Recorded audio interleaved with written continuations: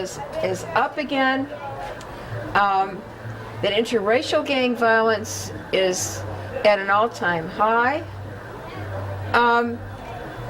And so I want to get back to this feeling of accomplishment that you had, which was genuine, because for a while there was change. For a while there was change. Now, besides the education programs, what kinds of social programs, you talked a little bit about justice, what kinds of social programs did you see as important objectives for the Brown Berets, and what programs did you engage in that were successful, that you personally felt were successful? Can we talk a little bit about those? Because you came out of the schools, you had made your educational statement. Okay, what next? Well, we made several demands, and some of those demands were met. One of the demands is that we wanted more Raza teachers, and we want more Mexican American teachers, and we got that. We asked that we have more administration and counselors, Chicanos, and we got that. We asked that the curriculum change, and we got that for a while, then they took it away. They did change the curriculum. We have more Chicano studies classes in the high schools, but they took them all away. And now we're back to zero, back to the 50% dropout rate, because it's systematic discrimination, systematic denial of our students, systematic pushing our students out of school, and the students don't have no say-so. And so we're saying something's wrong with the system that pushes all the students out, screens all the students out. For example, the high school exit exam, the math and geometry requirement, they're just screening our students out, and so that's why the dropout rate is so high. Ralph, do you have something to add to that? Ralph? I think we lost him. Yeah, but anyway, from 40 years ago until now, the education really hasn't improved. Our condition still remains basically the same, if not worse. If you're a Brown Beret, you can't attend school or they'll suspend you. And they fine you if you miss going to school. And we're going to be having a protest on the 12th of September for the immigration reform. And they are already threatening the students if they walk out of the school, they're going to kick them out. Well, once we get past, I mean, we can't really get past the education issue. I mean, that's current, and it's a future. But there were other social programs that the Brown Berets engaged in to take action in the community. And some of them were very pioneering and very significant at the time. Louis, do you want to talk about any of those? I remember when I was growing up in the Brown Berets, and I still remember the violence, the gang violence, it went down a lot. We had members that were gang members at the time in the Brown Berets, and they brought the violence down a lot. There was hardly any fighting or killings or nothing. We're back at that stage again, so we have to go out there and redo it again. Well, one of the social programs that not just in Los Angeles but in many other cities and states that the Brown Berets started were free clinics. There's a tremendous need now, and there was a tremendous need then for poor people to get medical treatment when they needed it.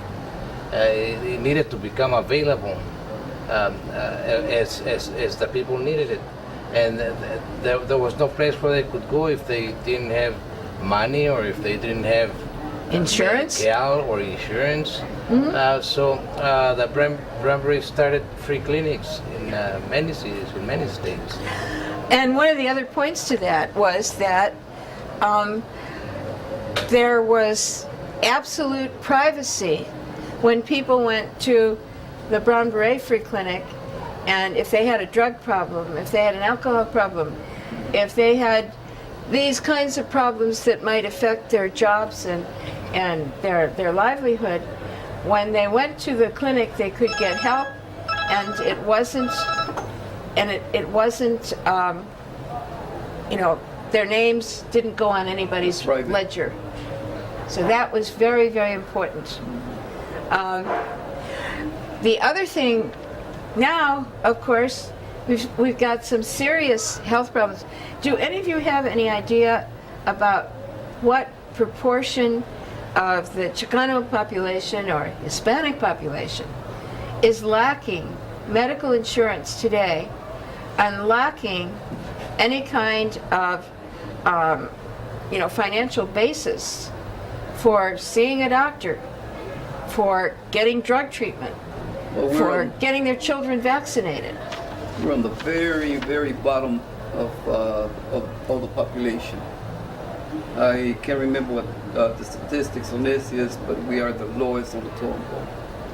And there's really nobody doing anything about it. They blame the illegal immigrants for not paying for the hospitals. Yet if you go to any of the hospitals, you don't see as many Mexicans as you see other nationalities getting the treatment. And then especially the illegals with all this deportation that's going on, they're afraid to even come out of their house. Now they're going to stop anybody that's Mexican in the streets and ask them their status, see if they're citizens of the United States. Well, and what that means is that there's again a class totally under the table. It's not, Under it's the not- yeah, it's not even the working class. They used to call us the bottom working class. We're not even the working class. Half of our community is unemployed. We're the unaccepted class. And nobody's helping the unaccepted class because they're not accepted. And that's one of the reasons why we have so much violence and so many kids going to jail and so many kids going to prison. Tell me something. I'm going to switch the conversation just a little bit, because what I'm interested in knowing is what difference in your life did the experience of Brown Berets make for you? And where did your life lead you that you hadn't really envisioned, 40 years ago? What did you see yourself becoming 40 years ago? What did you see yourself becoming Well, when I 30 joined- years ago? When I joined, I didn't know nothing about the Brown Berets. That was in 1968. Walking down Soto Street, I seen David Sanchez, Rafa Ramirez, and some other Berets out there, and asked what the organization was. I didn't know about myself at the time. I joined, went to some demonstrations, I liked it, and they taught me a lot about a lot of things in society, in life, in my raza. David taught me a whole lot through my years that I've been in Berets, and I'll always be a Beret for the rest of my life. But it helped me a lot to understand a lot of things. Well, some of the original Brown Berets moved on to college. And you were one of them, David. Ralph was one of them. Carlos was one of them. Richard Diaz was another one. And moved on from there to, some people moved on to jobs in the private sector and actually rose quite high in corporate structure and corporate ladders. But the majority of people who were founders of the Brown Berets have moved into and continued with social action projects and given much of your lives to social change, really. And that inspiration came out of the experience that you got in the barrios. So many young Chicanos of that period took advantage of the Civil Rights Act of 1967 to get to college. Others took advantage of it to get teaching jobs in colleges and universities. Still others took advantage of it to go into corporate work and so on. So that right now you will see Chicano names on the board of directors of many different kinds of corporations. But some of you stayed with the business, if you will, of social change. And targeted populations for social change.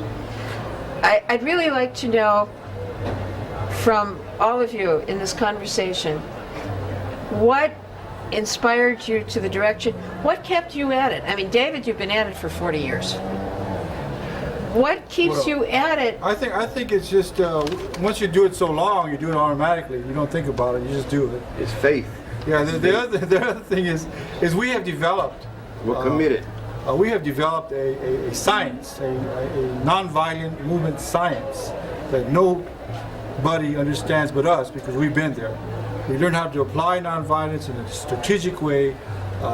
We learned how to have impact by pickets, demonstrations, marches, occupations such as on Catalina Island, caravans, expeditions. We learned how to do things and becoming the tool. We learned how to apply the tool of social change so well that we continue to do it.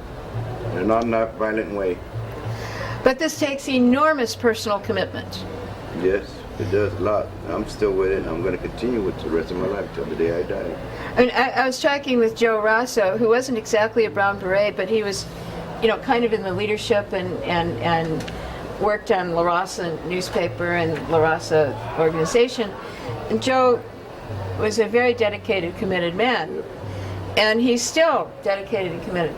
But one of the things he said is that he traded, and it wasn't necessarily a good trade for him, he traded his family life for the cause. And sometimes now he regrets that.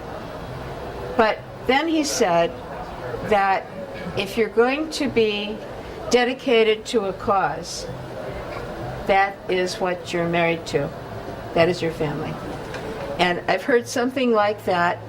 I've heard something like that from David. Ralph, are you there? Yes, ma'am. Would you like to add to that? What I just said about Joe Rosso's comment that by being dedicated to the cause, he was not able to do the dedication to a family that he feels, was neglected instead. Well, that conflict always comes up in the life of an activist. Unfortunately, there inevitably becomes a conflict between the person's activism and the other aspects of their life, and there has to be trade-offs made. And you've experienced that. Oh yes, I think everybody has. It would be impossible. The only way somebody could not experience that is if they're born wealthy or something like that. David, how do you feel about it? You've practically, well, as far as I can see, you've dedicated yourself so much to the cause that you haven't even begun to start a family. Well, for me, a family would be very expensive and very costly and very time-consuming. And I like the road. I like to travel a lot. Being in the Brown Berets gives me a chance to travel to different chapters of different towns. But also, I think, once you become a dedicated person to the cause, you don't think too much about yourself. Your community becomes the first person in your life, and you become the second person. But also, I think it's, you get so involved in actions over the years that you don't think about it. You just do it. It's like a student that doesn't do his homework because he thinks about not doing it. No, you don't think about not doing it. You just do it. That sounds like a great soundbite. I really like that. It's like me, I'm married, and my wife understands what I do, and I explain to her, I'll be committed to the rest of my life as a Brown Beret. And I'm going to continue that. She understands that very well. Yeah, one thing, I feel that being a Brown Beret, you've been doing this all your life, and it's kind of hard to walk away from people that need the assistance, and nobody gives it to us. We see things, we participate in a lot of different events, and there's certain groups that represent our people, and yet at times they turn their back on us.